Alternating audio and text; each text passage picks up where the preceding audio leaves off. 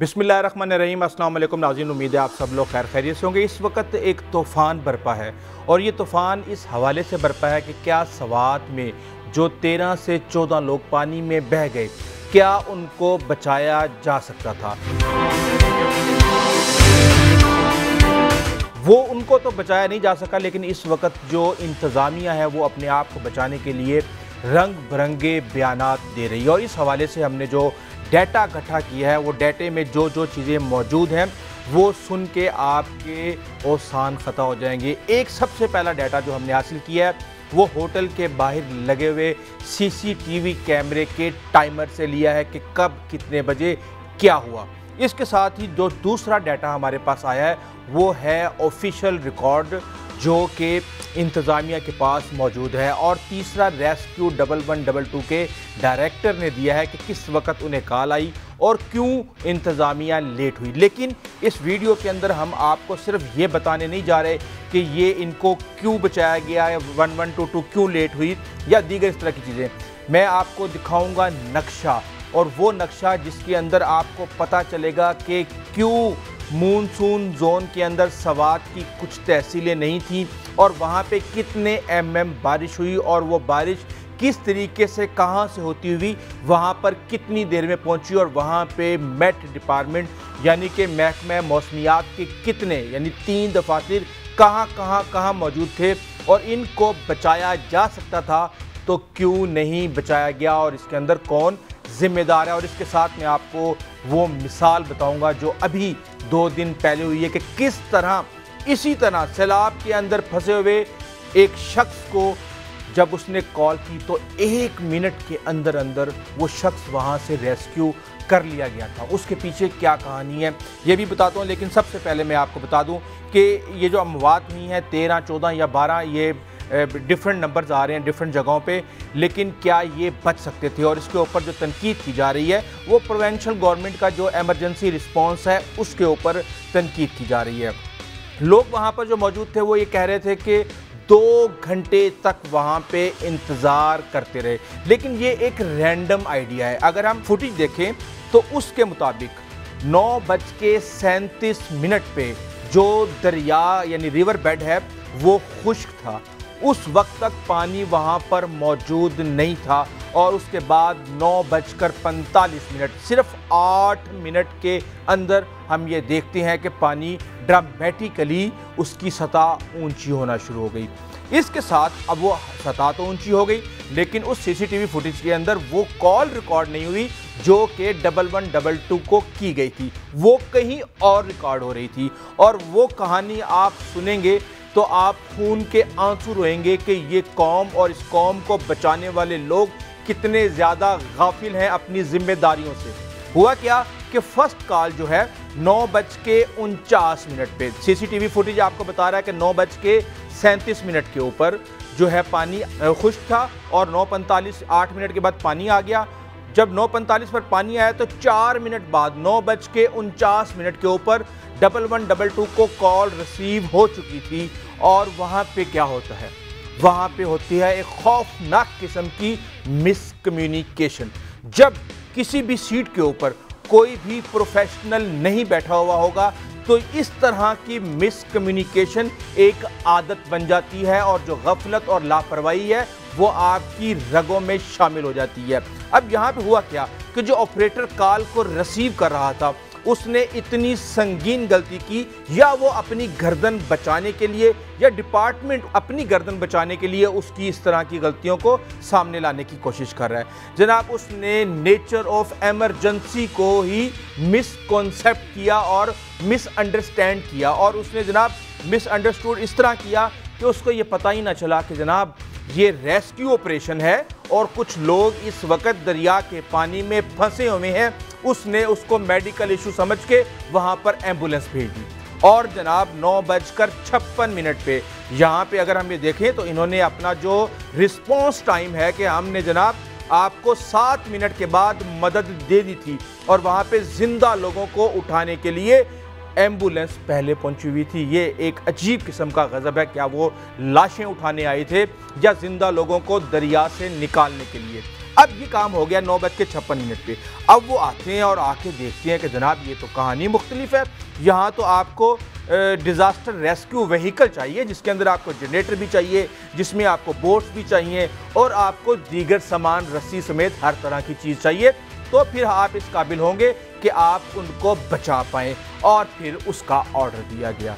लेकिन जब वो ये सारा सामान इकट्ठा करके आई तो वहाँ पे ना तो वो लोग थे और वहाँ पे किसी को बचाने की ज़रूरत नहीं थी, और इतनी ज़्यादा देर इन्होंने चले। अब मैं आपको बताता हूँ ऑफिशियल रिकॉर्ड के मुताबिक जो फर्स्ट कॉल थी वो 9:55 पर की गई, और उसके बाद जो आपकी यानी कि जो सीसीटीवी फुटेज है उससे 18 मिनट बाद जो ये ऑफिशियल रिकॉर्ड कह रहा है। ज़ाहिर सी बात है अब कॉल ही लेट करेंगे, अपना रिस्पॉन्स टाइम तो ये लेट नहीं कर सकते। और उसके अंदर ये देखते हैं कि 1122 की जो एम्बुलेंस वहाँ पे पहुँची है वो एग्जैक्ट 12 मिनट के बाद 10:07 पे पहुँच गई।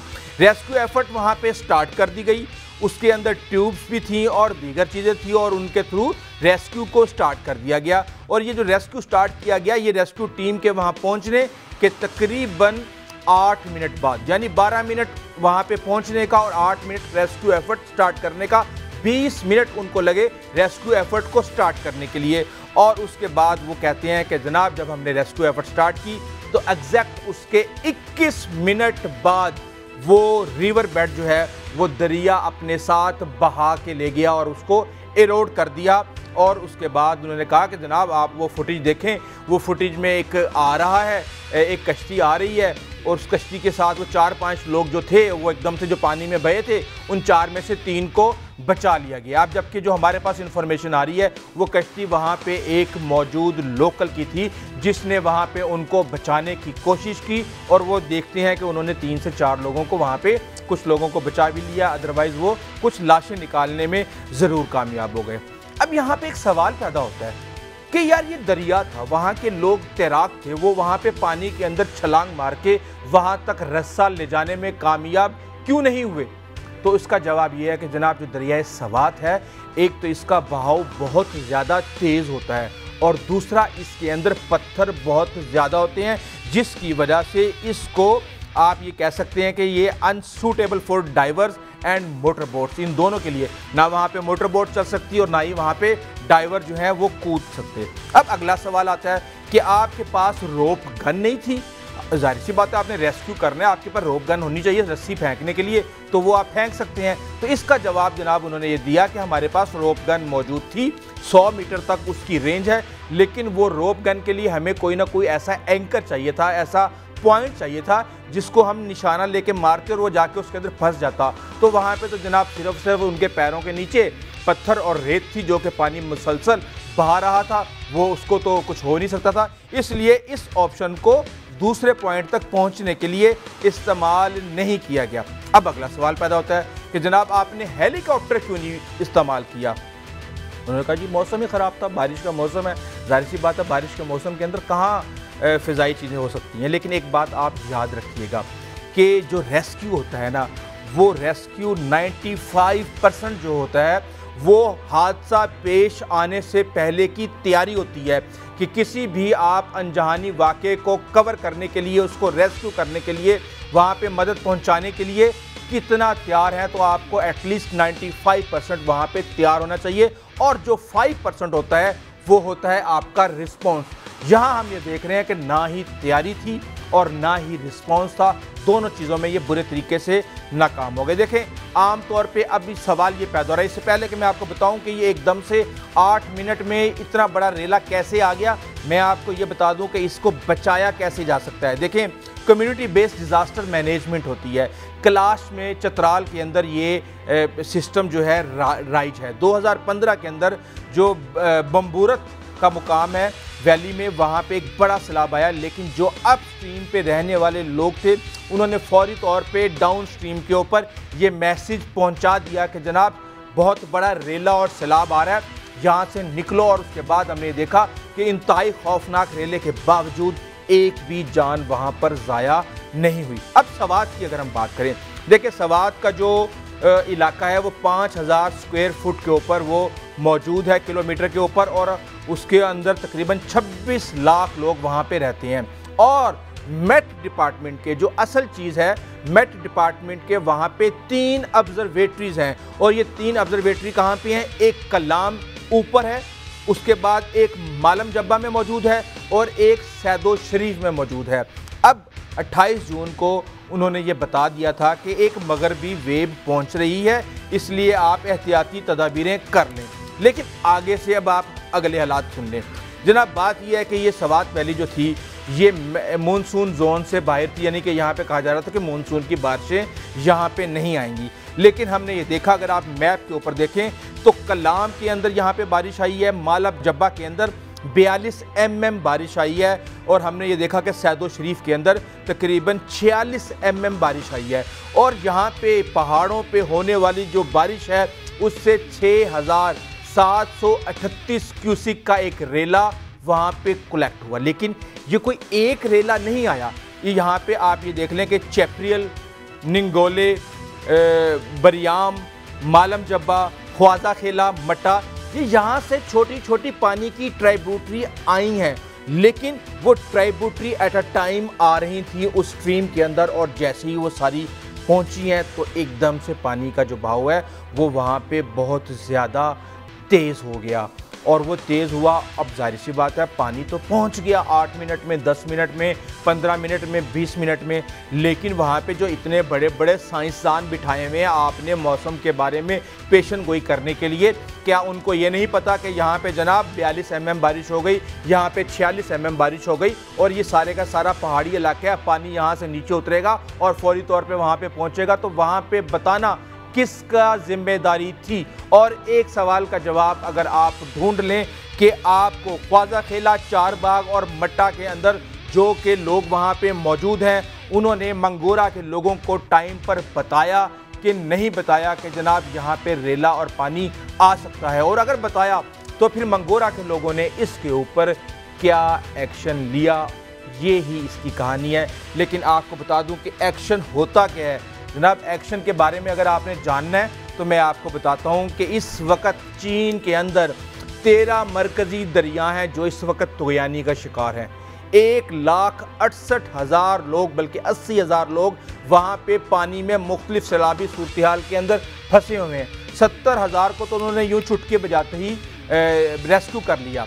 उसके बाद हुआ क्या कि एक शख्स जो है एक ऐसी जगह पे फंस गया कि उसको वहाँ से निकालना नामुमकिन था, लेकिन उसने फ़ोन किया कि मैं यहाँ पे फंस गया हूँ। और थोड़ी ही देर के अंदर हम देखते हैं कि फ़िज़ा के अंदर एक ड्रोन हेलीकॉप्टर नमूदार होता है और नीचे रस्सी फेंकता है। वो रस्सी वो शख्स अपने साथ बांधता है और वो क्वाडकॉप्टर जो है होता है ड्रोन, वो उसको लेके और महफूज मुकाम तक पहुंचा देता है। तो जब मैंने उसके बारे में पता किया तो मुझे ये पता चला कि ये हैवी लिफ्टेड ड्रोन था जो कि 100 kg तक वज़न जो है वो उठाने की काबिलियत रखता है। और इस वक्त जो चीन है वो जदीद टेक्नोलॉजी को इंसानियत और अपने लोगों को और रेस्क्यू और रिलीफ के लिए इस्तेमाल कर रहा है और दुनिया में अपने झंडे गाड़ रहा है। और हमारे ऑपरेटर जो हैं उनको यही नहीं पता चल रहा कि दरिया के दरमियान में उनको मेडिकल सर्विसेज चाहिए या उनको रेस्क्यू सर्विसेज चाहिए। जब आप इस तरीके से अहल लोगों को आप बाहर बिठाएंगे और नाअहल और सिफारशी लोगों को ला के डिपार्टमेंट्स के अंदर नौकरियां देंगे, उनको तनख्वाहें देंगे और उनको इक्विपमेंट नहीं देंगे, तो इसका इंजाम यही होगा। मुझे उम्मीद है कि आप इस वाक़े के अंदर इस नतीजे पे पहुंच चुके होंगे कि क्या इनको बचाया जा सकता था या नहीं। मैंने तमाम हक़ाइक़ आपके सामने रख दिए हैं, फ़ैसला करना आपका काम है। अभी तक के लिए इतना ही, आइंदा तक इजाज़त दीजिए। अल्लाह हाफ़िज़।